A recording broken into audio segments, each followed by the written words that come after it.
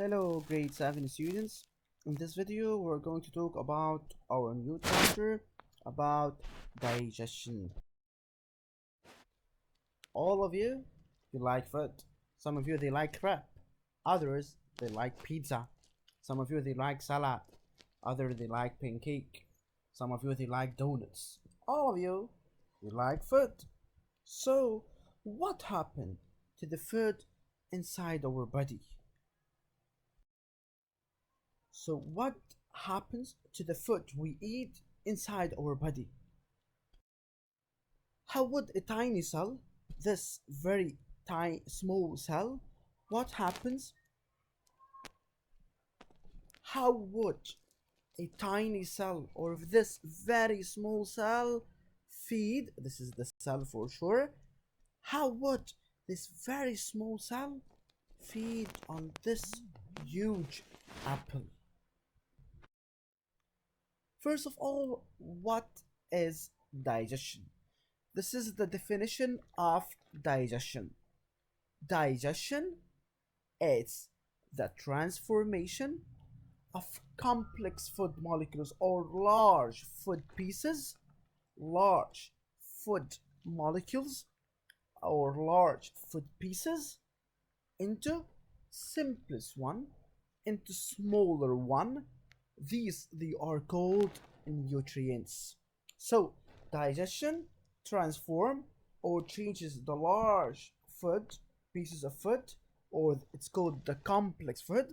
For example, we eat a piece of meat, let's say. This piece of meat is called the complex food. It's going to be digested or transformed into very smaller pieces, and these they are called the nutrients. These nutrients they are going to be used by the body cells to produce energy needed for our daily activities. So kindly note, digestion is the transformation of complex food molecules, of large food molecules into smaller one. They're called simplest ones. These simple food they are called nutrients, and these nutrients will be used by the body cells to produce energy and to be used for the cellular activity inside the body. So I repeat, this is the definition of digestion. Digestion transforms complex food into simple food. They are called nutrients to be used by the body cells. Which system inside the body responsible for the digestion of food? Sure, it's not the respiratory system, nor the nervous system, or the muscular system, or the urinary system. Sure, the system that is responsible for digestion, it's the digestive system. Digestive system is composed of digestive tube or digestive glands. Digestive tube, they are the organs through which the food can pass through them. So digestive tube represents the organs through which the food can pass through, whereas digestive glands, they are organs through which the food doesn't pass through. So this is the difference between the digestive tube and digestive glands. Digestive tube, organs through which food can pass through, and digestive glands, they are organs through which the food cannot or doesn't pass through. Organs of the digestive tube and those of the digestive gland. This table is a table showing the different organs of the digestive glands and that of the digestive tubes. So please kindly note, from now on, any table should be drawn using a pencil. A table should be drawn using a pencil, should be given a title. For example, this table represent the organs of the digestive tube and the digestive glands. This is the title of the table. Should be drawn using a pencil and a ruler. So first, let's start with the organs of the digestive tube. Organs of the digestive tube, as we said, they are the organs through which the food can pass through. We have the mouth, we have the esophagus, the stomach, the small intestine, the large intestine, and finally the anus, where the excess food is going to be released outside the body in the form of stool or feces. So this is the list of the organs of the digestive tube. The mouth, the food can pass through the mouth, it moves to the esophagus, and then to the stomach, then to the small intestine, large intestine, and finally the anus, where the excess food is going to be released outside the body in the form of wastes that are called stool or feces. While digestive glands, we will discover the function of the digestive glands in the coming slides. Digestive glands, we have salivary glands, mainly it's found inside the mouth. Gastric gland, it's found in the stomach. Pancreas, liver, and the intestinal gland that are found at the level of the small intestine. So these are the organs of the digestive tube and those of digestive glands. What is the function of digestive gland? Digestive glands, as we said, salivary glands, gastric gland, liver, pancreas, intestinal glands, they secrete digestive juices into their site of action. So this is the function of the digestive glands. Digestive glands, they secrete digestive juices into their site of action. What the meaning of this? Let's see this table. This table is showing the digestive glands, the juice that is secreted by this gland, and the site of action, meaning that where it is secreted. Let's start first with salivary glands. Salivary glands, they secrete a juice. This juice is called saliva. Saliva is secreted in the mouth. So the mouth is the site of action. Okay, let's continue with the gastric gland.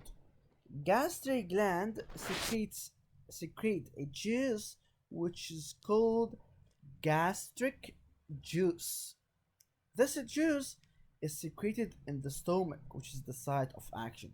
So till now we have two glands. First one is called salivary glands, secretes saliva inside the mouth, and the second one it's the gastric gland, which secrete gastric juice into the stomach.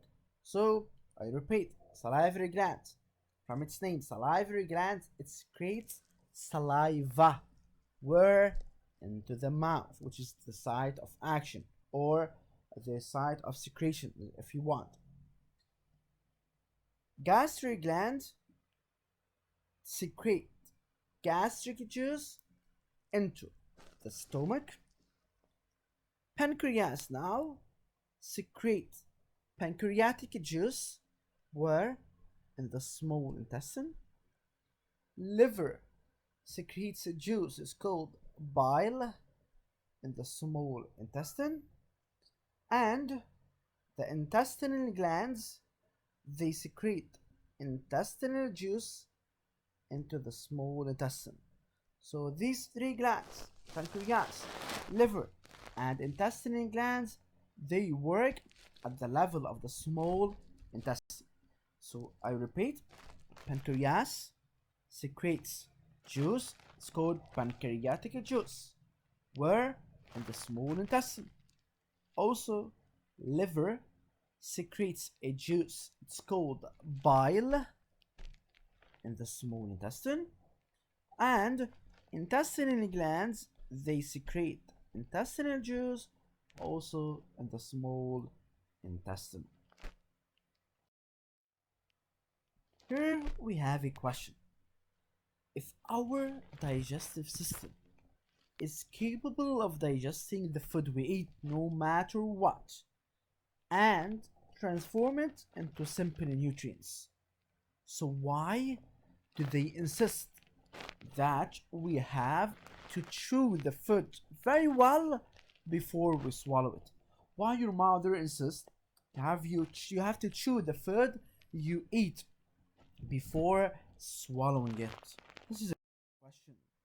Oh, we find the answer. The answer is we chew the food very well before swallowing it because it will become easier for the digestive system to digest small pieces than of digesting large pieces. So the digestive system can digest small pieces faster than digesting large pieces. That's why they insist that you have to chew the food well before swallowing it. So this is the role of chewing the food well, or this is the goal of chewing the food very well before swallowing it. Digestion is divided into two types: mechanical digestion and chemical digestion. What is the difference between mechanical and chemical digestion? Mechanical digestion, it breaks down food, it digests food into smaller pieces. So the goal of the mechanical digestion is to break down the food into smaller pieces so that they can be digested faster and facilitate, meaning that it makes it easier, facilitate the process of digestion. Also, the mechanical digestion keeps the food moving through the digestive tube, which are the mouth, the esophagus, stomach, small intestine, large intestine, and finally the anus. So you have to keep in mind that mechanical digestion breaks down food into smaller pieces, and also it keeps the food moving along the long digestive tube. Types of digestion involved. We have three main organs: mouth, the stomach, and the small intestine. In the mouth, the mechanical digestion involved at the level of the mouth is called chewing. Okay, so the food is chewed at the level of the mouth. Also in the stomach, we have another mechanical digestion. This one is called churning. And at the level of the small intestine, it's called peristaltic movement. So these are the three types. In the mouth, we have chewing. In the stomach, we have churning. In the small intestine, we have peristaltic movement. Chemical digestion. Chemical digestion involves the digestion of food by the help of digestive juices. It breaks down food into simple nutrients. Mainly, it occurs in the mouth and stomach and the small intestine. How are these two types of digestion needed? What are these two types of digestion? The chemical and the mechanical digestion. Mechanical digestion, mainly it facilitates the chemical one and allows the digestion to finish faster. So mechanical digestion facilitates the chemical one and allows the digestion to finish faster. That's why chewing the food and churning it into smaller pieces, it helps the mechanical digestion. It facilitates the work. It makes it easier for the chemical digestion by the help of the juices and allow the digestion to finish faster.